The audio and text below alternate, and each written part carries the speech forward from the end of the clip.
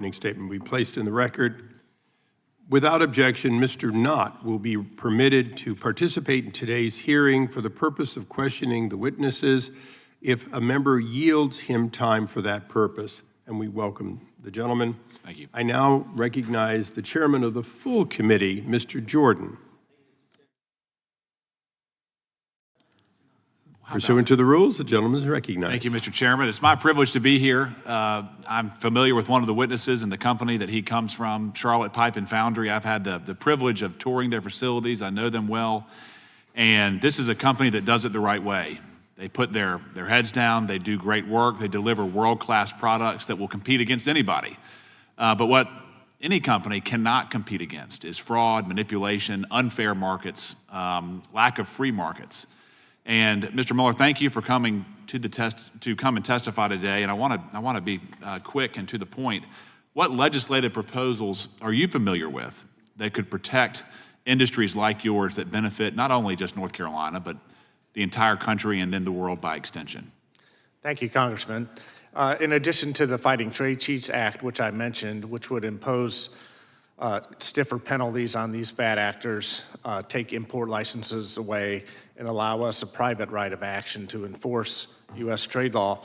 There is also the Protecting American Industry and Labor from International Trade Crimes Act, and I urge the Congress to pass and fund that, which would stand up a trade fraud crime unit at the Department of Justice. The bill calls for $20 million in funding. As I mentioned in my testimony, on our two products alone, we believe more than $40 million has been uncollected in duties by customs. So if they just had been able to collect on our products, we could double the funding of this trade crime unit to $40 million. We believe that in order to stop this behavior, we have to start prosecuting some of these bad actors because they continue to set up these shell companies. When confronted, they dissolve them, and they're right back in business with a new shell company. And in your experience, sir, how do these foreign entities gain entry into the United States? Do they have participants in the United States? Are they blind actors? Are they willing and knowing? What's your experience? There are U.S.-based importers that engage in this fraud, and we know some of those. Glendale Fire in California is one. Wells in Chicago, Wells Plumbing is another. These are U.S.-based importers that are engaged in this illicit activity. And those are the companies that we should be targeting with something like the PALE Act. And in regards, with your experience, sir, given the amount of fraud and sort of the suppressed pricing that the Chinese Communist Party engages in, how responsive have the United States authorities been fielding your complaints in this area? Well, we tip our hat to Customs. In fact, we met with them last week, our trade association, and we have engaged very cooperatively with Customs, and they do their best to enforce the law. We try to educate them on our products, how to spot the fraudulent products coming in. And so we are very pleased with Customs. They just don't have enough tools to stop this behavior. Right. Professor Koo, let me transition to you quickly. What are ways that we can disincentivize the Chinese Communist Party on a macro level from continuing to engage in this? Because it's not just Charlotte Pipe and Foundry, obviously. It's everything from biopharma to engines to computing. The theft and obstruction is real and across every sector. How do we dissuade them from continuing this? Thanks. You know, there's no easy answers here. I wish there was a silver bullet. I think passing the legislation could certainly help.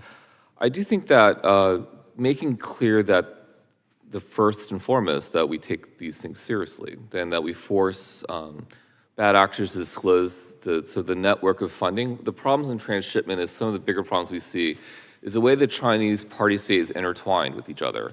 Yep. We have to assume, unfortunately, that a lot of what look like normal private companies we want to welcome here to the United States have to unfortunately play by different rules because we can't trust them because they're intertwined with the party state at home.